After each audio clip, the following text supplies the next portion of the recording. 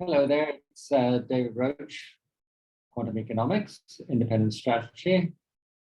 How are you doing, wherever you are, wherever you're at, and whatever time it is?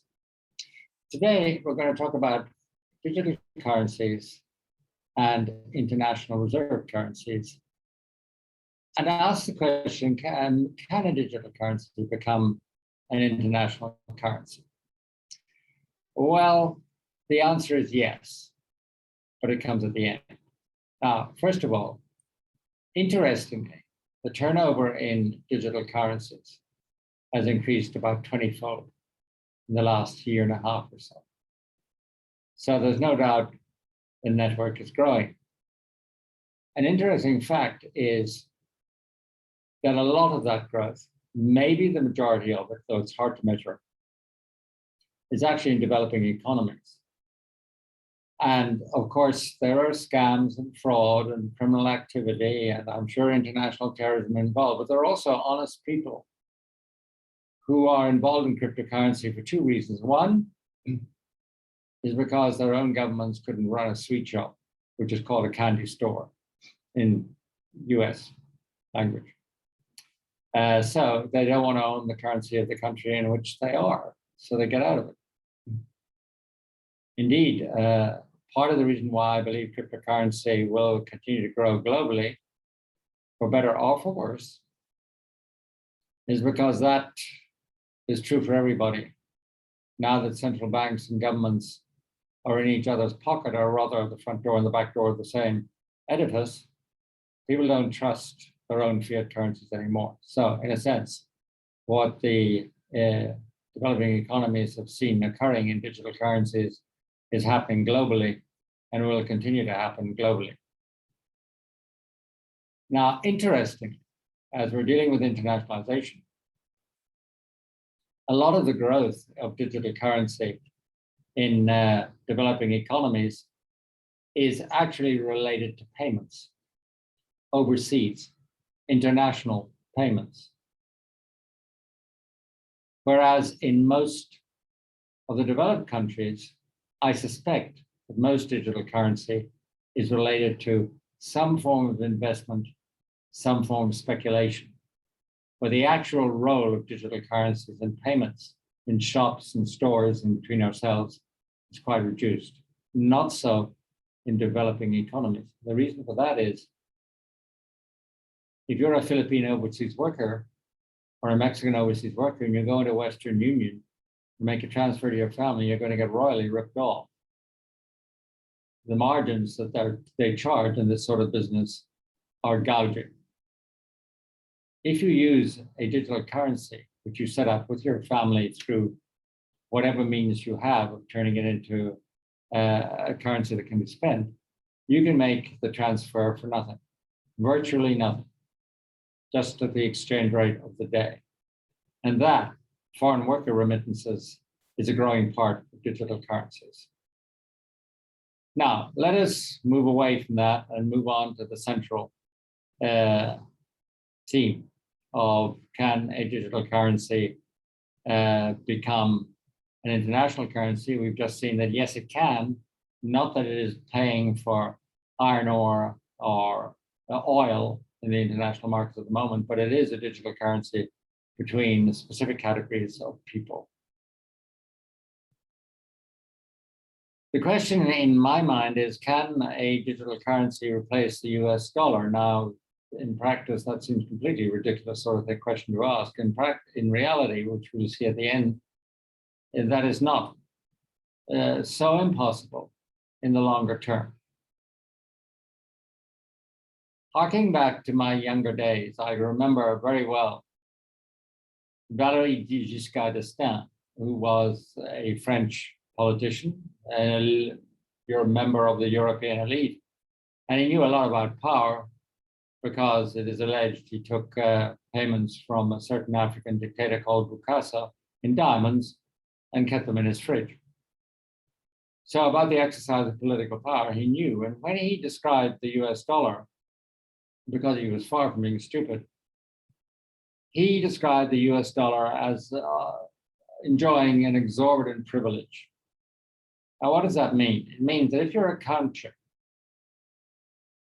and you have debts, if you can pay your debts and issue your debt in your own currency, and things get tough, and in normal circumstances, you go bust.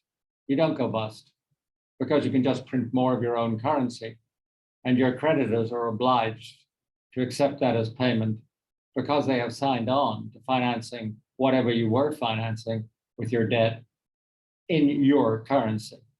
That is le privilège exorbitant de Valéry Giscard d'Estaing, and it is a pretty savvy kind of description of what the role of the dominant currency in international affairs is, the global reserve currency, which is the dollar, which accounts for up to 80% of global financial transactions and well over 2/3 of trade transactions, and approximately 70% of international payments.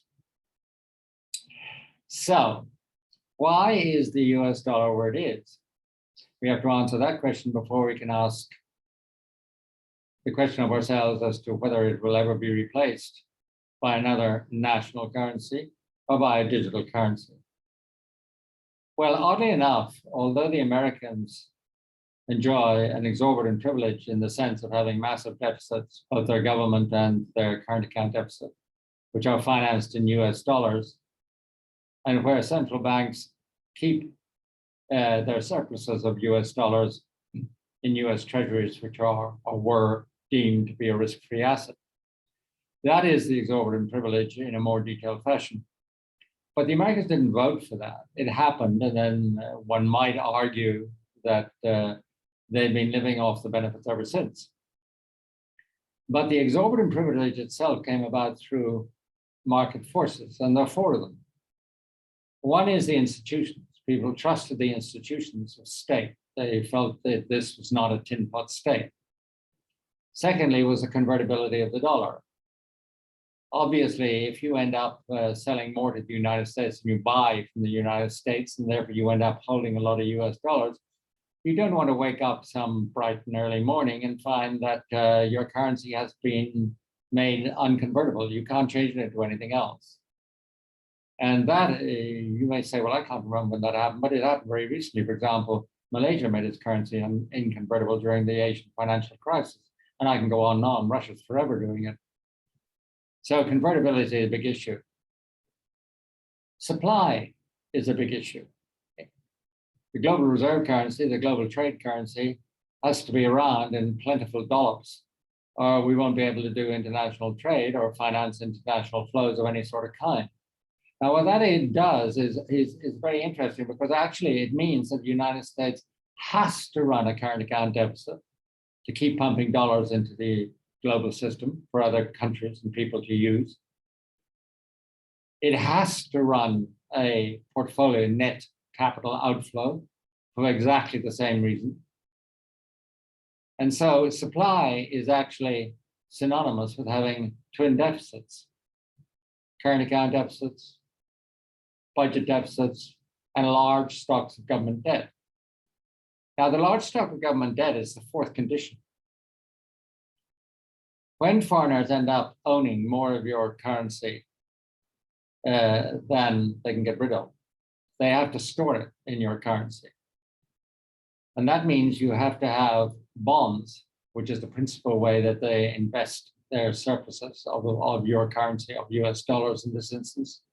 You have to have a big enough, risk-free enough bond market in order to absorb those flows and to keep happy central banks like the Taiwanese central bank or the Japanese central bank, or very much the $2 trillion worth of treasury bonds which the Chinese own. You have to keep them happy.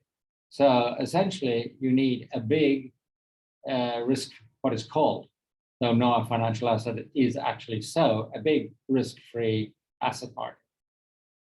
So there's why the US dollar was not elected, but became the global reserve currency. Institutions that people believed in, convertibility, supply of the currency itself through deficits, and assets which provided a way to store the flows of currency, which ended up more in foreign hands than were earned back by the United States by its own exports. Very interesting, I think. Now, let us consider how a central bank digital currency plays into this. Can a central bank digital currency, a CBDC for short, replace a national currency? Well, it can only do so insofar as its national currency, its national fiat currency to which it is pegged, can actually replace the US dollar. Now, there are a lot of areas in the world which would like to replace the US dollar.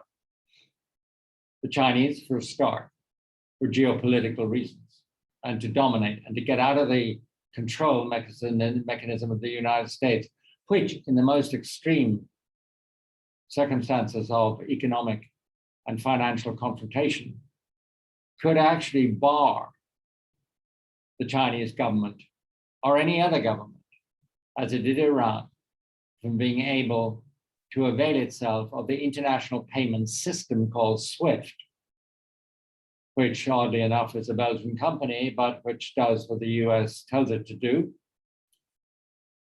And therefore, it is self-evident that a country which is caught in a Cold War with the United States would dearly love to replace the US dollar as the dominant currency it uses for trade and for investment purposes and financial flows. But it can only do this by making the renminbi as credible as the US dollar. And again, I go back to the question of institutions, convertibility, supply, and assets. And that is not anything that the Chinese government can emulate within many, many years. That is not to say that they are not diligent, and that is not necessarily criticizing. It just says replacing the dollar is a tough act, and it is not one driven by government fiat or political power. It is driven by the development of the four criteria we've been talking about. And as a matter of reference, let's not seem that we are China bashing here. The European Union would dearly love to replace the US dollar because it would like to have the same benefits as is conferred on the dollar by being the global dominant currency. And they've been at it since the European Union was founded, since, to be slightly cynical, one might say the Treaty of Paris, which is a long, long time ago. And so far, the euro has managed to get all the way up to about 20% of the global trade outside of its own borders. Of course, it's much higher inside its own borders. And an even smaller percentage of international capital flows, portfolio investment, and so on. So the European Union certainly has credible institutions. Its currency is absolutely convertible. There is not a so great supply because there's no European current account deficit to feed global markets with the currency that it needs. But above all, the European Union has, until very recently, not had an asset market which is risk-free. For example, if you're the Australian or the Taiwanese central bank, with lots and lots of US dollars for your high-tech exports of your Taiwan or for your low-tech iron ore exports and coal exports of your Australia, and you're contemplating holding those as foreign international reserves, where do you put them?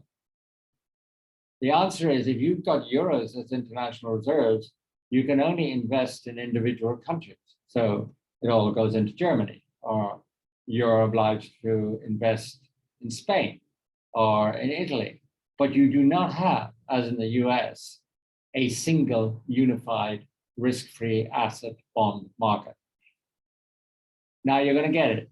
And the reason you're going to get it is because the European Union is slowly moving towards the mutualization of debt, the issuance of bonds, in particular to finance the new generation fund of the European Union, which of course issues bonds in order to transfer capital from the north to the south of Europe. But it does so not by taxing the budgets of individual members, which would never work, but by issuing bonds which hopefully will pay themselves off and will not come home to roost to be paid by the German electorate. That is how you're going to get a risk-free asset market in Europe. And I would contend that is highly significant in terms of increasing the role of the euro at the expense of the US dollar over the next decade. It is also an aim of the European Union to replace the dollar. And that is actually explicit. So it's not just Chinese. And now we come to the question of, well, can a digital currency become a significant international reserve currency? The first thing I would say about that is a digital currency is only good as the underlying national currency. So the conditions I have set out for national currency to become an international reserve currency apply also to its central bank digital currency, which will be linked inextricably and at a fixed exchange rate to the national currency. So frankly, one is the other. In order for that currency, let's say the national currency and its linked central bank digital currency, to expand significantly as a global reserve currency, two have to tango. The issuing country and the people doing business with it. If the issuing country says, well, we want to replace the dollar, and the people who are selling it goods and services or investing saying, well, we don't, then it won't happen. It will happen on a minor scale. For example, if the Chinese say to the Cambodians, you want our tourists, fine, then you have to let them settle all their hotel bills and their shopping in our central bank digital currency, the e-yuan, which is already, by the way, way ahead of other central banks in being in practice, at least on a pilot scheme basis.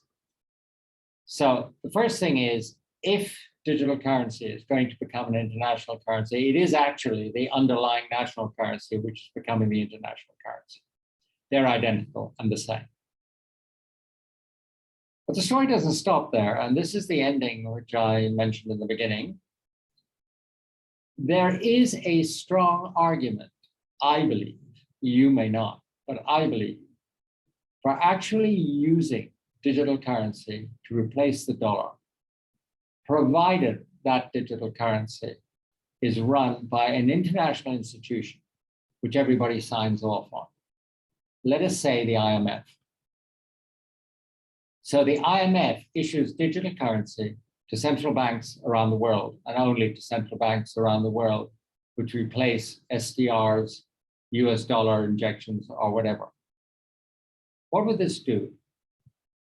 Well, first of all, let us consider what the current system does. The current system is essentially a US dollar-based system of international reserves. That means that international reserves, the interest rates and the amount of them, are governed by two things. One is what interest rates are in the United States, including Fed fund rates, but also bond rates, and what capital flows are doing. Now, capital may be flowing in and out of the United States for reasons which are to do with the United States, the state of its cycle. Interest rates are set in the United States, let us say, because of those capital flows, but also because the Fed is pursuing a policy which only targets the variables of employment and inflation within the United States. Let us assume for 1 second that you and I are running a developing economy someplace in the world which is operating below capacity, where the people are not having living standards every year, and which needs to boost output. Well, the only way that you can really balance your books, maintain your currency, is if sufficient dollars are moving into your country, and indeed into your currency, enable to finance a faster rate of expansion. If your needs, the needs for higher growth, for monetary policy to be stimulative, for fiscal policy to be boosting growth, if your needs do not match those of the United States, then the flows of capital and the cost of capital dictated by the United States as a function of its domestic needs will work to your disadvantage big time. Now, this is not a point that David Roach thought of. It was actually the subject of a paper written by Mr. Carey, who now represents the views of the BIS on digitalization in an official capacity. But at the time, he was a central bank governor of the UK. And he wrote that the replacement, and he showed that the replacement of the US dollar as global reserve currency would free up developing economies from the constraints which are often unsuited to their economic circumstances, constraints which are imposed by the needs solely, uniquely, and obviously selfishly of the United States. So I leave you with the thought that central bank digital currencies are something that may one day become an international, institutional digital currency which improves management of the world economy. Now, of course, that has little or maybe nothing to do with the flows between foreign workers and their families, which are purely a private sector digital currency translation at the moment. So they could become a central bank digital currency as more and more countries develop such an instrument. But that is a step away from what I'm talking about. I'm talking about a complete gear change in how we match the engine speed of the global economy, developing economies, developed economies, to monetary policy, to the cost of reserves, to the flows of capital, and to their needs. Thanks very much for watching this video. I hope it was some use. If you did like it, please give us a like and also subscribe. Goodbye, good night, and don't turn off the lights.